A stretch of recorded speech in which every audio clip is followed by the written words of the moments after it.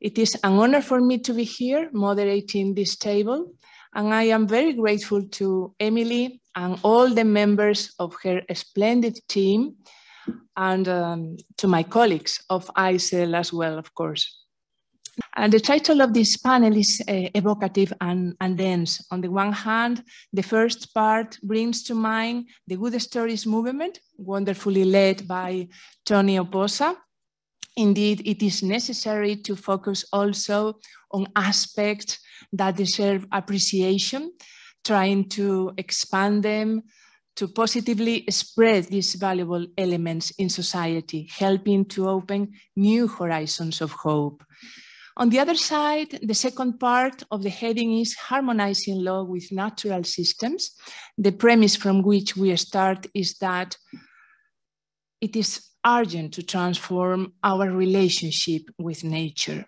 Obviously, lawyers, jurists alone would be able to do almost nothing, since we need the help of science. In addition, we need the intervention of other indispensable actors, not only lawyers and scientists, but also political leaders, journalists and mass media, and civil society. However, the law has a crucial role to play. Law is one of the useful tools, and it has not realized its potential yet. It is our responsibility to explore all aspects in which changes are required from the legal point of view, both in creation and in the application of the law. So 3 experts will speak about different aspects which are intertwined. Firstly, Durwood Zaelke via Zoom. Secondly, Andrew David Raine, also via Zoom. And thirdly, Sasha Koo-Oshima here in person. Each of them will have a maximum of 13 minutes, as we should keep the last 10 minutes for questions from the audience. Now, let me introduce properly the first speaker, Durwood Zaelke. He's founder and president of the Institute for Governance and Sustainable Development in Washington, D.C. and Paris, where he focuses on fast mitigation strategies to protect the climate. Before that, he was the co-founder and president of the Center for International Environmental Law in Washington, D.C., Geneva, and London, and director of the Secretariat for the International Network for Environmental Compliance and Enforcement. He has taught at various law schools, including Yale Law School, Duke Law School, or the University of California, Santa Barbara. He is the author or editor of significant publications, including the leading law school textbook on international environmental law and policy. And the title of his presentation is Uniting to Conserve the Stratospheric Ozone. The floor is yours. Thank you for the invitation. Hello to all my friends. I wish I were there to see you in person, but alas, I am not. But I do get to talk about one of my favorite stories. And Tony, thank you for starting this movement, which is really important to remind people of our successes and how we can find inspiration in them. And this is about the Montreal Protocol regime. And I'll talk about the people, the processes, the performance. And I'll start in 2006 with a trip that I was on with Justice Benjamin in Cairo. And I stopped to see the great Egyptian scientist Mustafa Tolba, who is known as the father of the Montreal Protocol, our first executive director of UNEP. And after a very gracious and very long lunch, Mustafa told me, I will give you 2 takeaway messages. The first is that science matters this much. And he held up his fingers like this.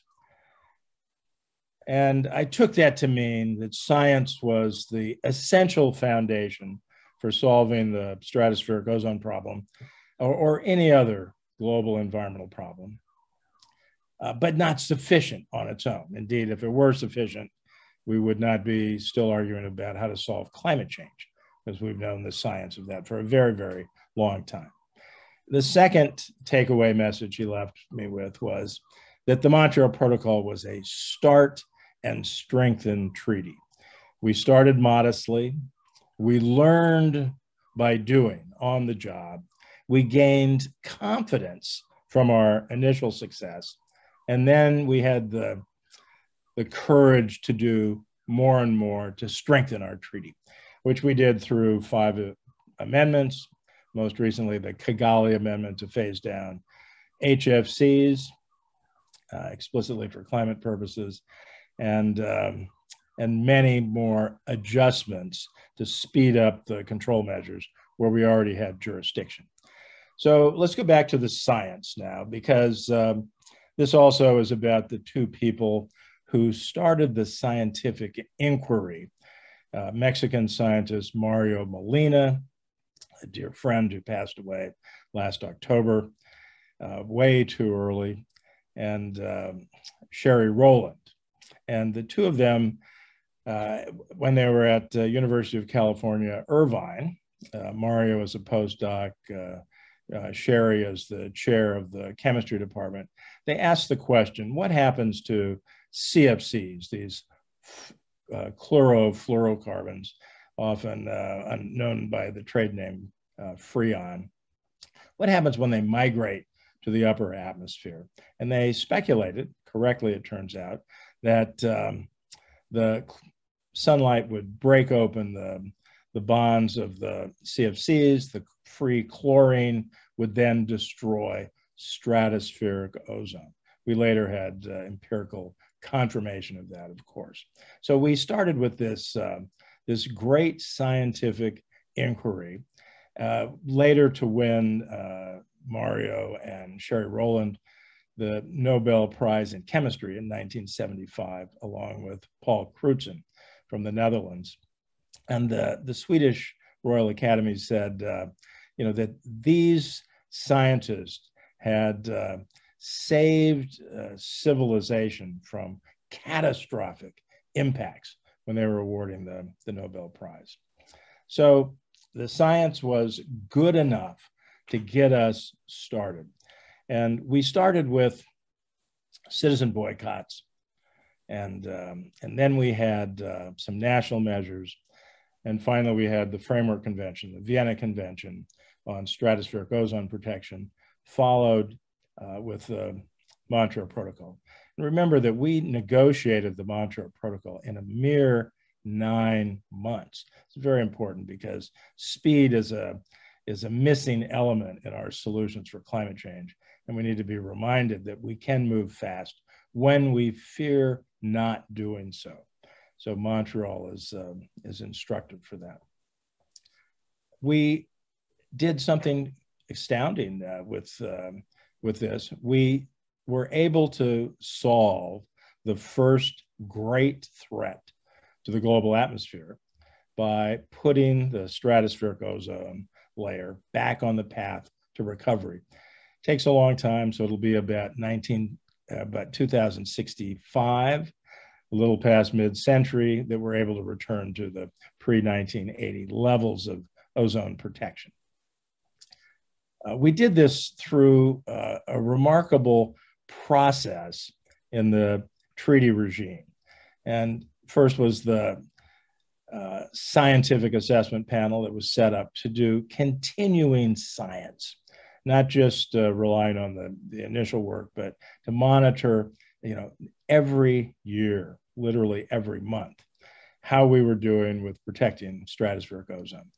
And we also set up, thanks to one of my colleagues, Dr. Stephen O. Anderson, then at the US EPA, the Technology and Economic Assessment Panel, the TEAP. And the TEAP is able to provide real-time information twice a year for all the parties on what technologies are available to solve the particular problem of stratospheric ozone and what the costs were. That is key data for everyone to do the implementation of the control measures in their own jurisdiction. We also set up in the London Amendments of 1990, the Multilateral Fund. This is a dedicated funding mechanism that has provided since that time the full agreed cost of the incremental cost for the developing countries to meet their control obligations. It's been about $500 million every 3 years. It's a very modest amount of money for putting the stratospheric ozone layer on the path to recovery. But we did more than that. We also had the Ozone Action at UNEP's office in Paris that was funded by the Multilateral Fund and helped the 147 developing country parties and their national ozone units learn through constant training how to do their job. So this is part of the implementation or the domestication of this great treaty through constant updates to the technology, to the science, to the economics, and to the other aspects that will solve the problem in each jurisdiction. So we have boots on the ground in 147, in every country actually, but 147 developing countries. And those boots are filled with very smart, well-trained people. Now, that would be enough alone to solve the stratospheric ozone problem, to say this was perhaps the greatest environmental treaty we've ever created. But let's go further, because the same chemicals, CFCs and the related fluorinated gases that destroyed stratospheric ozone also are super greenhouse gases that are contributing to climate change. And we've known this since 1975, the year after the discovery by Mario Molina and Sherry Rowland. And this was discovered by Professor Ramanathan, now at the Scripps Institution of Oceanography, University of California, San Diego. So we have managed, by slowing down the emissions and ultimately stopping the CFC emissions by about 98%, we have managed to solve an amount of the climate problem that otherwise would have equaled what CO2 is causing today. And the contribution of CO2 is more than half of the current warming. Warming is about 1.1 degree right now. And we would have had that amount extra if it hadn't been for the Montreal Protocol. Now, even more recently than that calculation, which was done by Dr. Hoos Velders in the Netherlands and the team he put together to make those calculations for a paper in the Proceedings of the National Academy of Sciences. But another paper just published about 2 weeks ago calculated that there was yet another profound climate benefit, because when you restored stratospheric ozone, you prevented the ultraviolet radiation from coming in, the UVB, that would have otherwise suppressed the sink function by interfering with photosynthesis. And we would have added yet another huge amount of warming, 580 gigatons, or if you're looking at parts per million, we would have put another 200 plus parts per million on top of the 420 parts per million of CO2 in the atmosphere that we have today, if you're looking at those concentrations. But if you're looking at temperature, which is really the easiest to understand, that sink protection has avoided about 0.8 degrees Celsius of future warming. And you add that together with what we avoided, the 1.7 degrees Celsius from the direct emission reduction. And the Montreal Protocol regime has avoided about 2.5 degrees Celsius of future warming. Now, picture where we would be. We're at 1.1 degrees above pre-industrial levels. So if we had that extra 2.5 degrees, if we had not done this brilliant treaty, we would all be underwater, on fire, otherwise facing climate chaos in a hothouse Earth. So sorry for the interruption, Durwood. There is only 1 minute left. Okay, good. Thank you for the warning. So, so this is truly extraordinary what the treaty has done. And I think finally, we should look at it for inspiration. What other sectoral agreements should we be developing? And I'll put at the top of the list a global methane agreement. So methane is the second most powerful climate forcer after CO2. And if we use known technologies at very low cost, sometimes negative cost, we could avoid about 0.3 degrees Celsius by the 2040s. This is the fastest and biggest piece of climate mitigation available to the world today to slow self-reinforcing feedbacks and avoid tipping points. So let's find the inspiration there and take this great Montreal Protocol, carry it forward with the global methane agreement, and achieve yet another epic win for climate. Thank you very much. Thank you very much for your interesting presentation. The second panelist is Andrew David Raine. He leads the United Nations Environment Program's work on international environmental law. He oversees a team of lawyers working across the world to support UN member states to develop and implement legal instruments and initiatives to strengthen environmental rule of law. He's an Australian and UK-trained lawyer who has worked with the United Nations for the past 13 years, with postings in New York, Bangkok, and now Nairobi. Prior to his time with the United Nations, Andy worked in private practice for 7 years for leading international law firms in London and Melbourne as a climate change and an environmental lawyer. The title of his speech is UN Environment Program, a Decade of Action on Environmental Rule of Law. Andy, the floor is yours. Many, many thanks, Professor Montserrat, and to all colleagues, please let me express my profound disappointment that I'm not in Marseille with you. You are in a room of many of my heroes, Tony Oposa, just one of them, and I am thrilled, however, I have an opportunity to be with you by Zoom. I'm going to take my 10 minutes to give you a very brief overview of something called the Montevideo Environmental Law Program.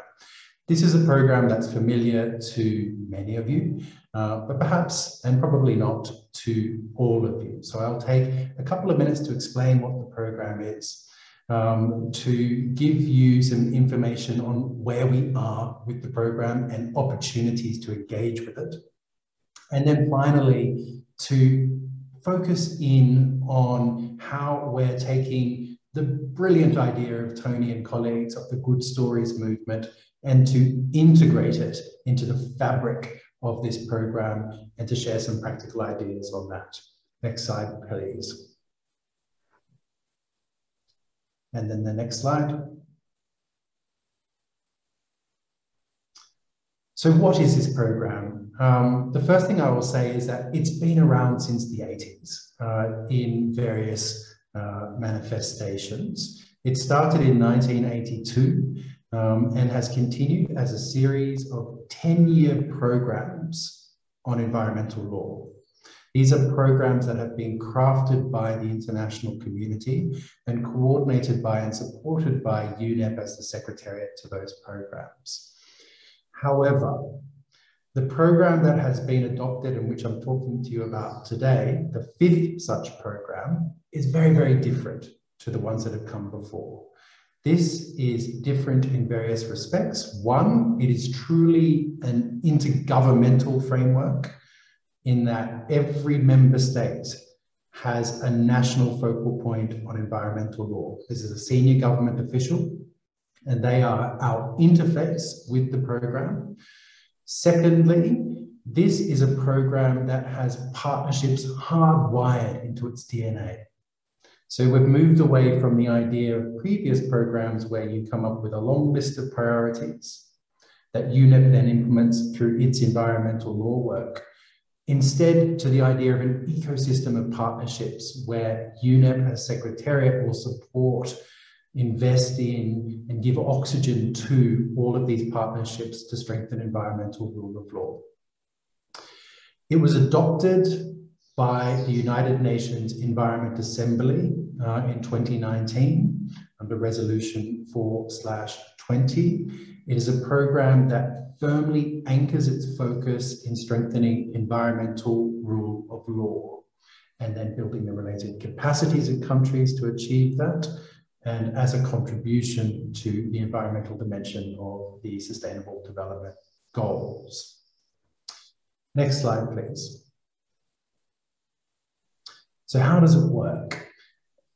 It has various objectives, but let me just focus on the core 3 objectives of this program. Firstly, the program will support member states upon their request in developing legal frameworks around environmental rule of law in all of its manifestations. And I'll say a little bit more about how the strategic focus is developed. Secondly, as we all know, the core challenge we face with environmental law is implementation. And so this has implementation hardwired into its focus. And then thirdly, tying to those two is investments in capacity building with key stakeholders that are specifically identified in the program, including judges, including enforcement officials, and all other core actors in the enforcement chain. Now, unlike previous programs, for those who were familiar with previous Montevideo programs, we had a long list of priorities. These ran to many, many pages. This program is agnostic on what it will work on. Instead, it sets out a governance framework that member states have agreed, whereby they come together every 2 years and under the guidance of a steering committee for implementation to identify the strategic priorities for the program in the coming 2 years, as well as across the entire duration of the program. It then directs the program to follow a specific model whereby the program will undertake global, regional, or national reviews around environmental rule of law, will come up with guidance, good practices, guidelines, assessments, recommendations that can then be rolled out at the national and subnational level. We have various key implementation guidelines on how we go about that, who we are to work with, etc., and I'd be happy to share more information on that as needed. Next slide. So as I mentioned, there are strategic priorities agreed by meetings of the national focal points. These happen every 2 years. We were due to have our first one in Rio de Janeiro in March 2020, but with COVID, sadly, that was postponed and postponed and postponed until we were able to agree with member states that we adopt a 2-part meeting, a virtual segment, which we concluded 2 months ago, now in June, and then resumed in-person segment, which we will have in 2022 or as soon as possible to enable an in-person meeting. Nevertheless, at the virtual segment, member states directed the program to focus on one initial priority area, and that is air pollution. So we are now in consultations with member states and stakeholders on crafting a roadmap to deliver this initial strategic priority area on air pollution. In 2022, we will then resume to craft the broader framework of strategic priorities for the remaining 8 years of the program. From UNEP's side, with our medium-term strategy firmly anchored in focusing on the triple planetary crisis of climate change, biodiversity, and pollution, we can expect biodiversity and climate change to be the core focus of the program, but then supplemented at the direction of member states to zero in on various other initiatives and priorities as are identified by those member states. Next slide, please. One of the features of the program is that we have invested a lot of money and a lot of time in developing something called the Law and Environment Assistance Platform. If you have not seen this, I encourage you to take a look. It is a terrific platform that identifies the digital backbone of this program. It has three core elements. It has a clearinghouse mechanism whereby member states can submit requests for assistance as well as other stakeholders. And that will all be digitally tracked.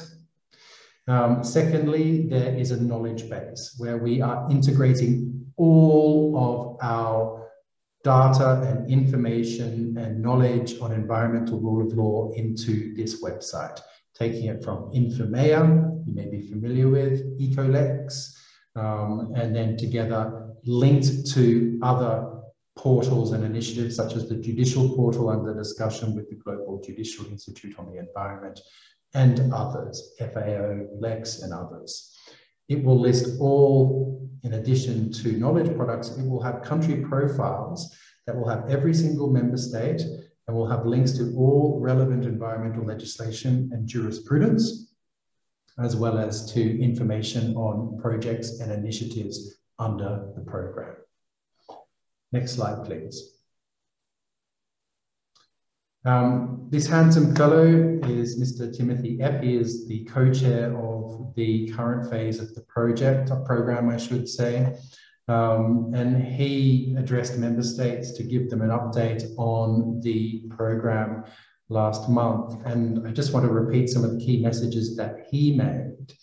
One, that this is a program that's very practical in that it will come up with model laws, guidance, best practices, good stories. All of these will be outlined and given to member states and developed with member states and stakeholders. Secondly, it's a program that focuses very much at the national level. And thirdly, on implementation. Governments are in the driving seat with these national focal points that I mentioned. We have discussed at length with member states in the negotiations developing this program, the opportunity of Tony Oppose's Good Stories movement and focusing on the positive and not the negative, and I'll say a little bit more about that. UNEP Leap, which I mentioned, and finally this idea of a partnership ecosystem, not just a program for UNEP, but a partnership opportunity. Next slide, please. I mentioned that we've had a virtual segment of the first global meeting that identified the initial priority area of work on air pollution. We've had a steering committee meeting. We're now very much in the resource mobilization phase. We have resources in UNEP to deliver the program to get it to where we've got it today, but we now are in discussions with member states to develop a dedicated trust fund for this program. There's a lot of interest in that, and we hope to mobilize resources for that trust fund in the remaining part of this year. And then the in-person segment next year. Just the final slide. Oh, last minute. Okay. Let me just use my last minute to say on how we plan to use this program, and please go to the next slide, how we plan to use our program to integrate the Good Stories movement. Three key opportunities. One, all of the guidance products that we develop, we're going to try and integrate this philosophy. So we're doing that now with two products at the moment. One, a publication on environmental defenders, which is not a happy story, of course, but there are good practices that we can highlight, give oxygen to really try and change the paradigm on what actions can be taken to help address this issue. Secondly, we'll be publishing our next environmental rule of law report, and we've invested heavily in a process to assemble good stories. When we publish that report, those will be highlighted when it's published next year. Secondly, Tony has really infected us with this idea of the power of recognition. And we will be doing that through this program. When we have the in-person meeting next year, there will be a recognition ceremony. And Tony and I have had some initial discussions around this, but we'll start planning for that once we have a bit more clarity on the dates, as well as, at other levels. And then thirdly, UNEP Leap is this digitization of the program, the power of data, and the opportunity of showing the link between good stories and outcomes is something that we really want to invest in with this program. Let me conclude there in the interest of time. And once again, thank you so much for this opportunity. Back to you, Professor Montserrat. Thank you. Well, our final speaker is Sasha Koo-Oshima, Deputy Director of the Land and Water Division at FAO. Sasha has over 25 years of experience in international assistance and policy development in agriculture, water and environment, natural resource management, a former land and water officer at FAO, Senior Advisor Director of US-China Clean Water Action Plan at the US, and Secretariat of the Organization for Economic Cooperation and Development.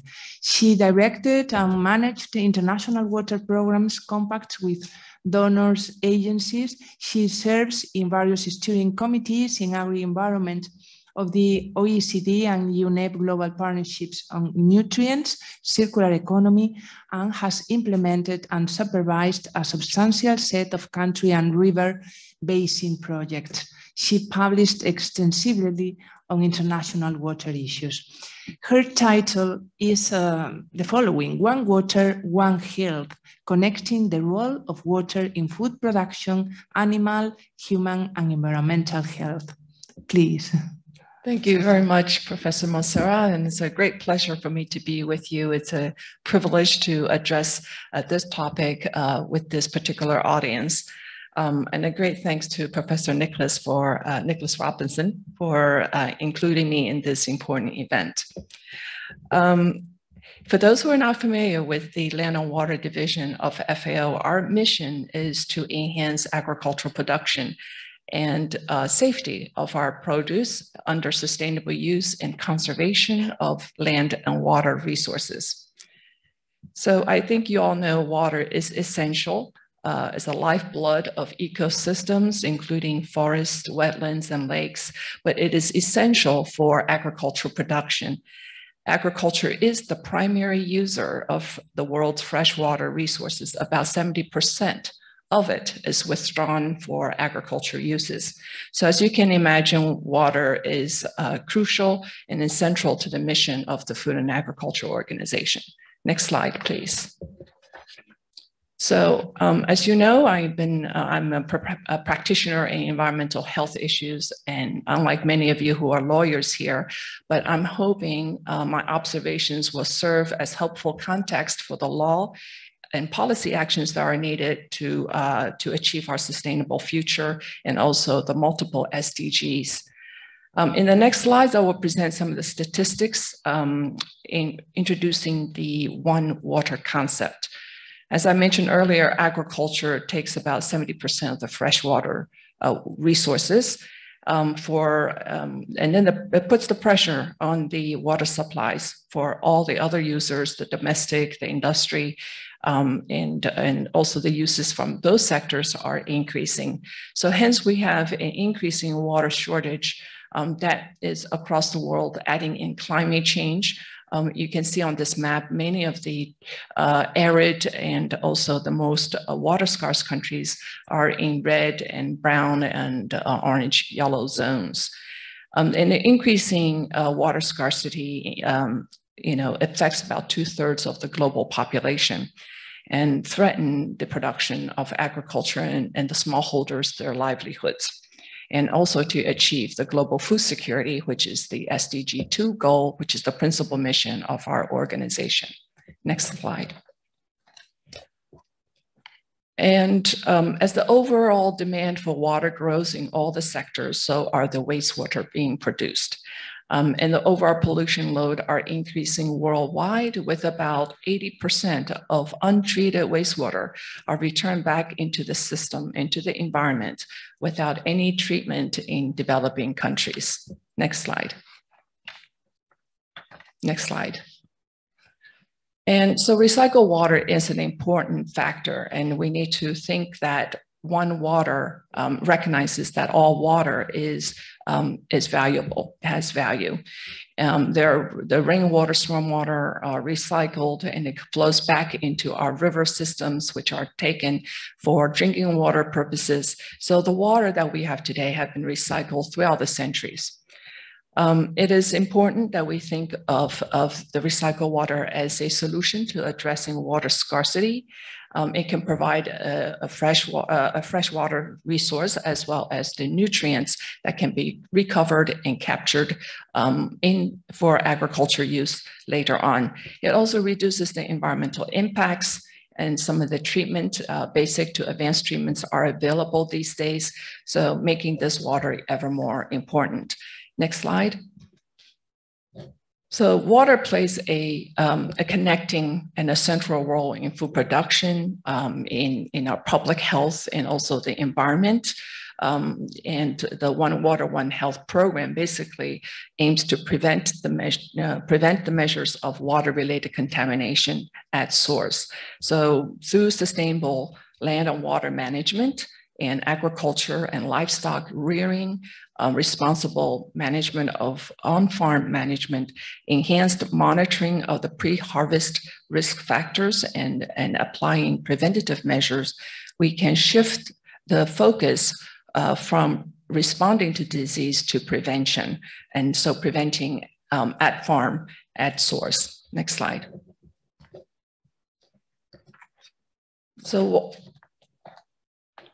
why zoonosis matter? Agriculture and wastewater, especially with a lot of the pollution coming from all the various sectors, in addition to agriculture, livestock, manures, untreated manures going into our waters, aquaculture, the misuse of fertilizers, pesticides, and also additionally right now, a lot of interest on antimicrobials. So the antibiotics used in humans that are untreated, as well as the antibiotics in animals, are leading to antimicrobial resistance bacteria built up in the environment. Also, the degradation of our ecosystems, such as primary forests, the rangelands and wetlands often facilitate the spreading of the zoonotic diseases. So here, the earlier slide, it shows that at least 61% of all the human pathogens are zoonotic, and they represent about 75% of all emerging pathogens. And the COVID-19 economic impact could be as much as $8.8 trillion globally. And in this slide, it shows that domesticated animals, 85% of their fecal waste are going into our river systems and our environment if they're untreated, and many of them are not. Next slide. So therefore, the broader understanding of health and disease demands a united approach through this one health lens, the convergence of the human, animal, environmental health. And FAO, OIE, and WHO, we have developed this collaborative tripartite initiative that looks at the multidisciplinary and the multi-sectoral approach to addressing the urgent and ongoing potential threats across these different dimensions at various levels of government. And this approach is rooted in three urgent considerations that I want to mention. One, there's an urgent need to simultaneously address health of people and animals, recognizing that disease poses challenges to both the conservation of the planet's biodiversity, and as well as the improving the quality of human life, and focusing on also the food supplies that are dependent along this value chain.